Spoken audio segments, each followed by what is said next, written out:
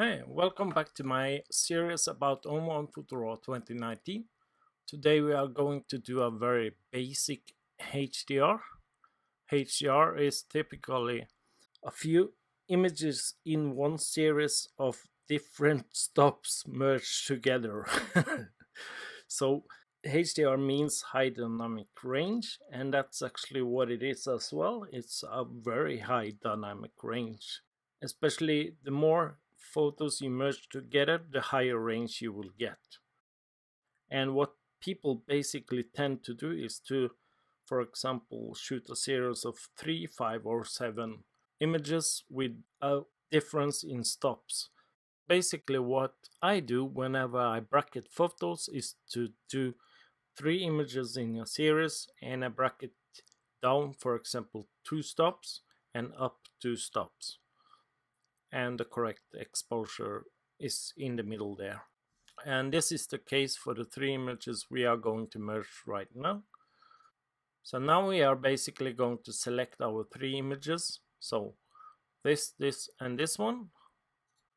So basically what you can do to select more than one image is either to hold down the shift key and select all of the 3, or for example pushing down Control or Command and clicking like this. Let's right click and look up create HDR. So now it's going to merge those 3 photos and we're going to see a very basic toning window. So this is the result. This was actually not too bad. It turned out better than I thought it would. So I guess we are lucky about that. It's not exceptional in any form, but it's kind of cool, kind of nice to show you what you can do with a HDR image. Down to the left here, you can see there are something called de-ghosting. This is set on medium. So ghosting is basically when things inside your exposure moves between every exposure. So in this case, it would be the cloud and it would be the water. So you can actually show where it's ghosting. So let's click on the show ghosting. So as you can see, there are some water ghosting and nothing in the skies actually. So what de-ghosting actually tries to do is to align whatever moved between the exposures. So in this case, it would try to align the water in the foreground here. So if we go up to low, we should see some ghosting over here. Yeah.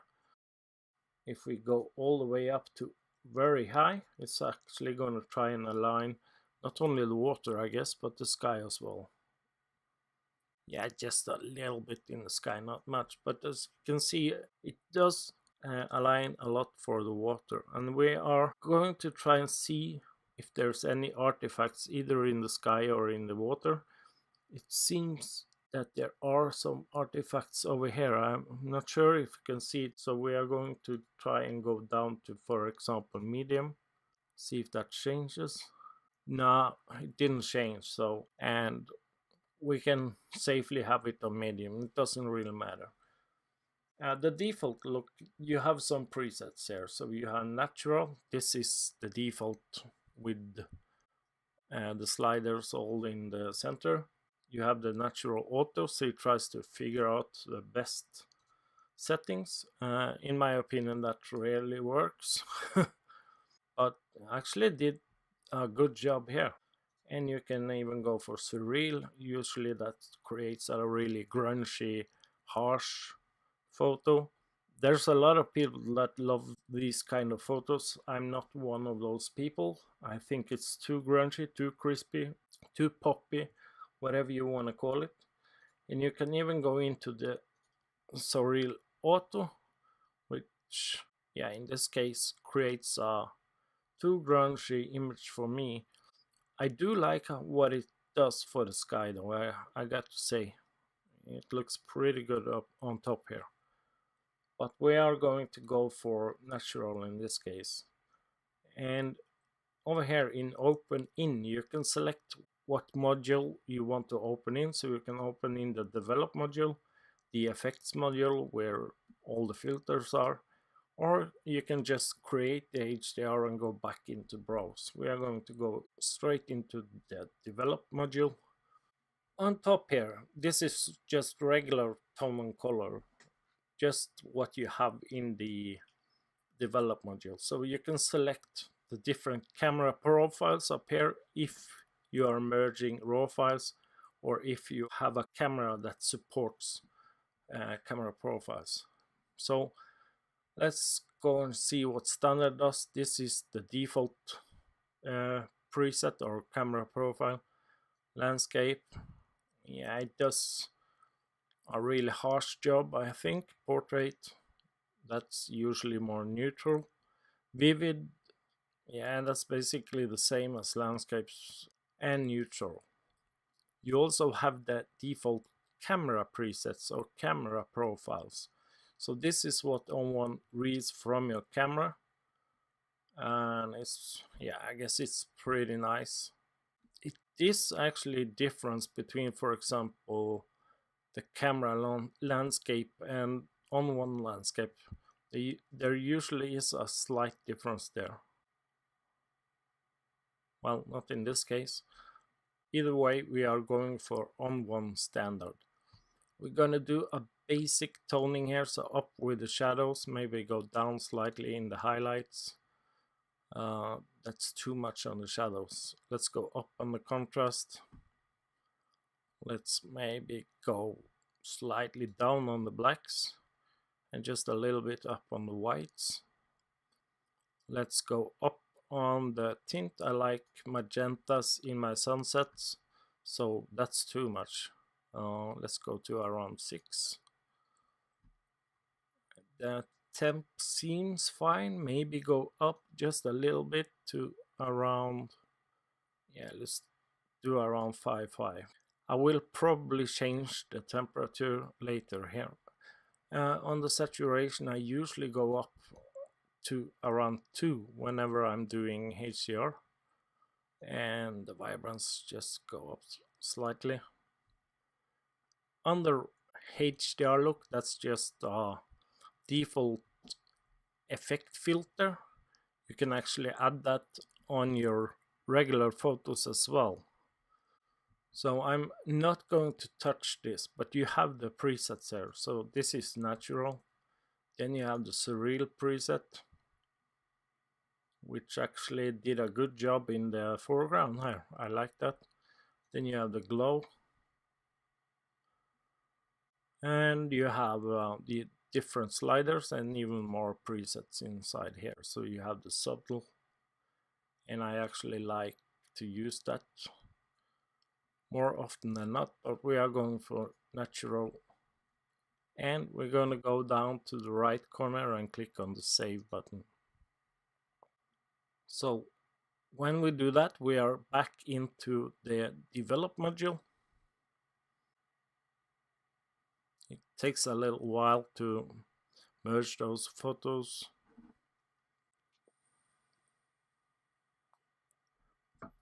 Okay, so our 3 images turned into 1 image, and it has a really high dynamic range. We can see that by going up on the shadows, for example.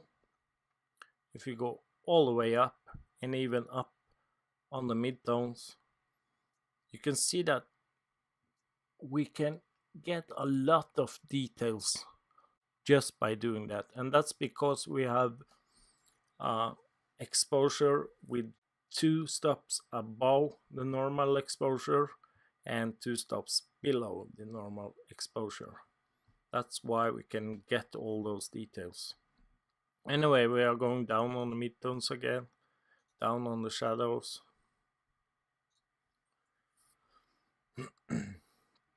And I'm just gonna complete the general toning here. I kinda like the toning already. It's actually pretty good. We need to get more details out of these, out of the mid ground here, I think. So maybe just go up on the shadows, try and see what happens over here. Yeah, I'm gonna go down and I'm gonna paint in a tone enhancer, I guess, over here. Okay, we are going to set our white and black point. So I'm going to hold down the J key as I go up on or down on the whites. As you can see, we are clipping on the white, so I need to either go down on the highlights. Going down on the highlights now wouldn't change much. So we also need to follow on with our whites. So I'm going down to the clipping disappears. So we need to go down to at least, let's see here. Yeah, let's set it on around 9 or something. Yeah, that's pretty good. Okay, and let's change our black point. Let's go up ever so slightly. I'm holding the J key down and we are going to check the contrast. I think it might be too much contrast right now, so let's just balance that. Yeah, to around here, I think. Okay, so that's the toning. I'm going to disable the details and the lens correction. This is simply because that frees up more computing power for me to do the effects with, especially when I'm painting in and out masks. Anyway, let's just jump straight into a tone enhancer. This is about the first filters I always add, especially when working with HDR. So I'm going to push up the shadows just a little bit to see what happens. Whenever you're using a tone enhancer, it doesn't change the image as much as the toning under the develop module does. So you have more room to tweak your toning. We are going down. Let's see. Now, I don't think we should go down all that much on the highlights. We're going down just a little bit. And I think yeah, I'm going down on the blacks as well, just a little bit to around here. And let's check the white point again. Yeah, so that's around 3, maybe 2 even. Yeah, that's fine. Okay, so if I wanted to, I could put on the details and the clarity already, but this is part of the general toning, so I'm not going to do that because that would change the entire image. I would rather want to use the versatility of ON1 Photo Raw, mainly the filters, and paint in whatever sharpening I feel I need. So we are going to create a dynamic contrast filter, and we are going to paint that in carefully down here. So I already like it on the default settings. We are going to invert the mask, so click on the show hide masking options, go to invert, then you go over to your left here and go to masks and make sure that the brush is selected. Go to mode and change the mode to paint in, and then you can just start and paint in the changes you want. So my opacity is around 60, that's fine. So I'm going to increase the brush size, of course, to match the size of what we are going to paint in. And I'm going to paint in really carefully here. I don't want to bleed out too much into the water. I like the water really soft. If I'm going for crispy water, it's usually when there's huge, big, sharp waves, if you know what I mean. So not this calm water. I'm not going to enhance soft water. That would make no sense to me. Either way, I'm just painting in. Oh, I went out a bit on the water. We could change the masking brush to negative or to remove just by holding down the Alt or Option key like this. Okay, so now we have done a basic detail enhancer on the foreground. Let's try and do the same for the midground here. So I'm still using the dynamic contrast brush, and I'm gonna brush in here. So in this case, if you actually brush into the water, it's not that big a deal because there are some reflections in the water, so we can just as well paint in those reflections. So I'm just brushing in wherever I feel it's necessary. So basically these rocks, or whatever you want to call it.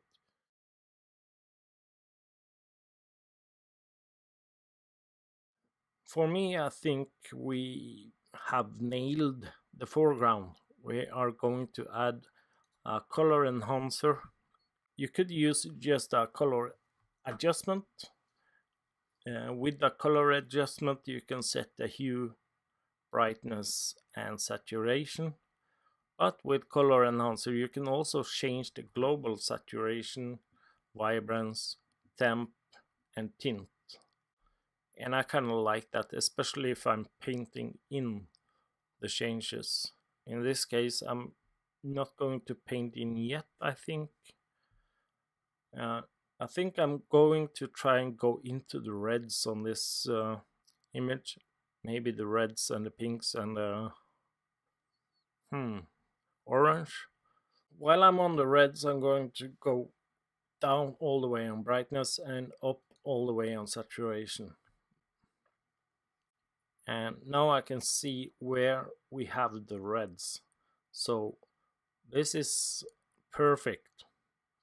Not the adjustment, but this is exactly where I would like to have the red. So that's good for this image. So we are just going to reset it, and let's go down to around -9 on the brightness and up a bit on the saturation.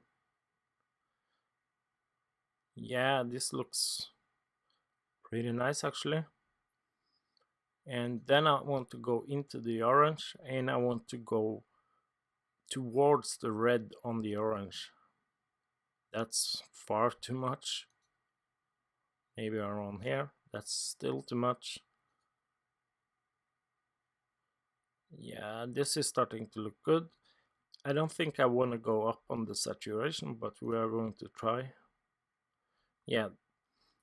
Now we are creating this unrealistic, fake, golden effect. I don't like it. So I don't want to go up too much on the saturation, so let's go to around 4.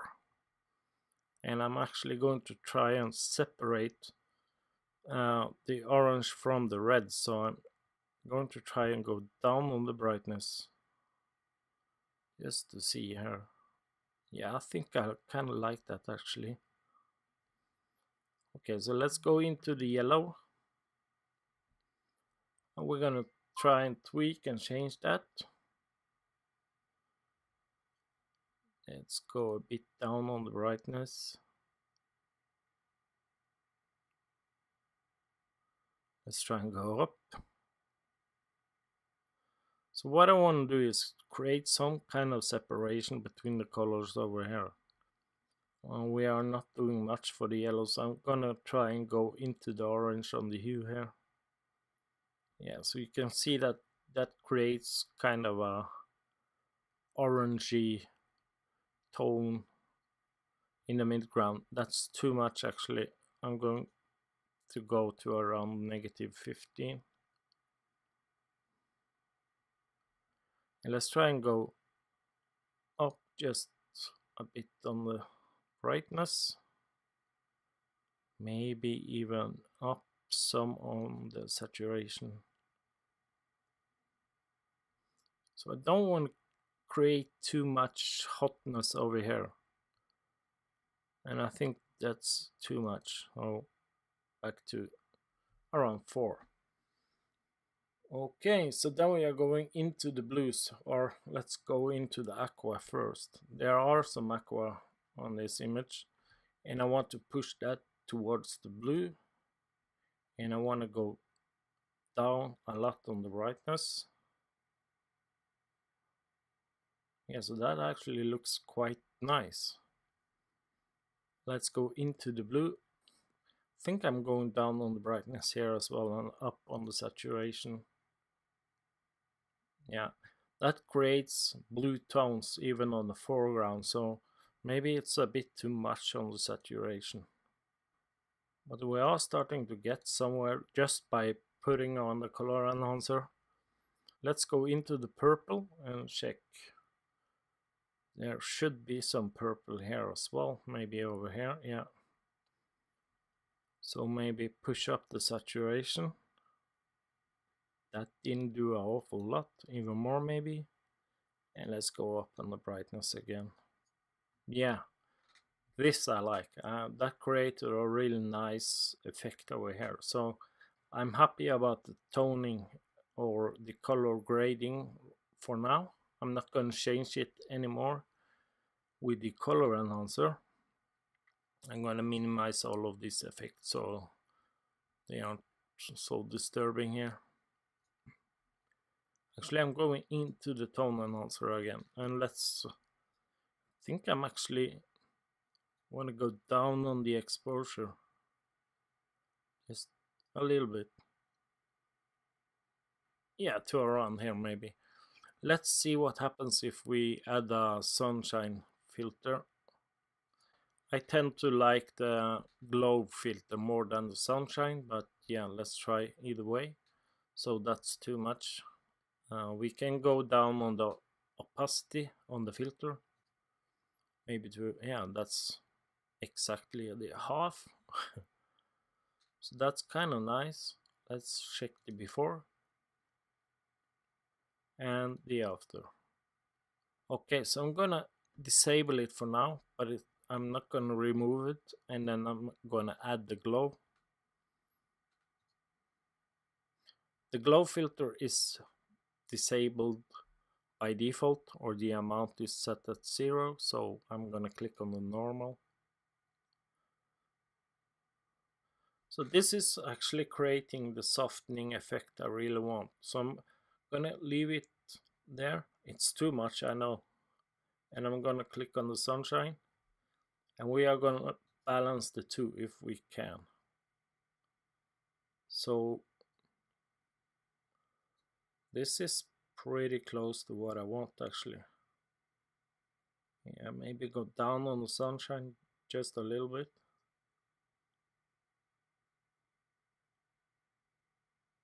Yeah, that's nice. That's really nice. As I said before, this image is not exceptional in any way, but I like that we can show the difference in colors and the sharpening and everything on the same image. So I'm really happy about that. I'm happy about the image for this video. This is not an image that's gonna end up in my portfolio. Okay, so let's try and add, we can do a split tone just so I can show you what kind of effect you can create with the split tone.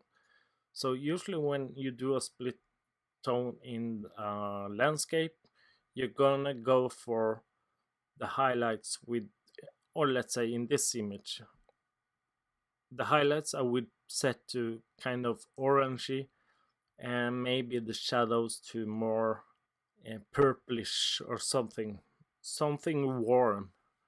So we are going to try and go to the color picker, and we are going to try and pick something kind of orange here. So I'm going all the way up on the orange. Okay, so that's pretty orange. Then we can adjust the amount. So this is creating an awful lot of orange maybe. No, it's not too bad, so we're gonna put it back to around 20. And that's actually quite a nice effect. So this is one filter, and it's making a huge difference just by moving a slider. And as you can see, we are in the blues in the shadow. I don't want that. I kind of want to go to the yellow, even though normally in split toning you want to go to the complementary color for your highlights, or the color should complement each other. On this color wheel, went to the orange, then the complementary color would be the blue we had already. But I'm gonna try and do something different here, just to warm it up just a little bit in the foreground as well. And I think I'm kind of happy around there. So let's go down on the amount just slightly. Yeah, to around here. So this is before the split toning. As you can see, we have a lot of blues in the foreground, and too much. But with the split tone, we removed the blues, added some warmth, and got a nice effect on the sky and the sunset as well. So really nice. And actually, this is pretty much what I would do.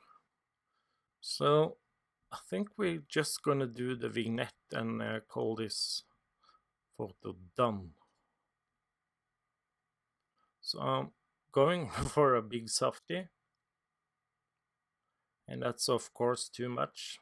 It always is, but we are going up slightly on the brightness, not much, and we are going down to 0 on the feather just to see how that mask is.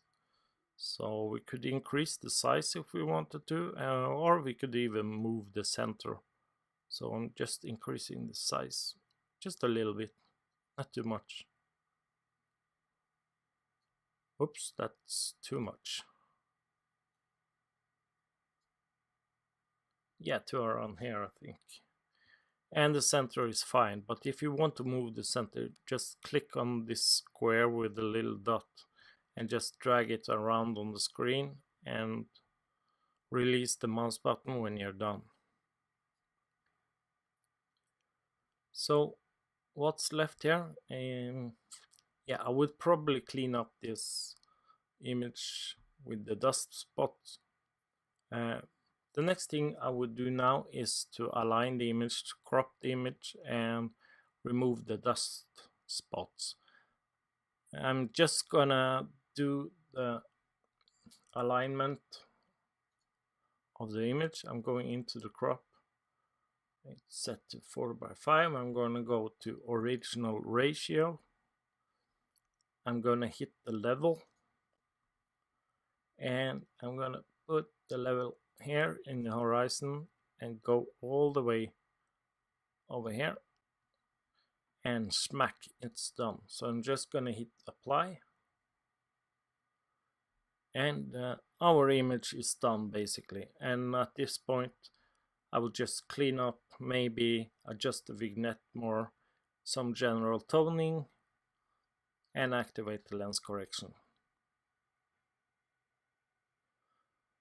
I would actually go up on the shadows as well, so I'm just gonna try and do that from the develop module, just up to around 60 maybe. Yeah, to around here. That's actually really nice. I like this a lot.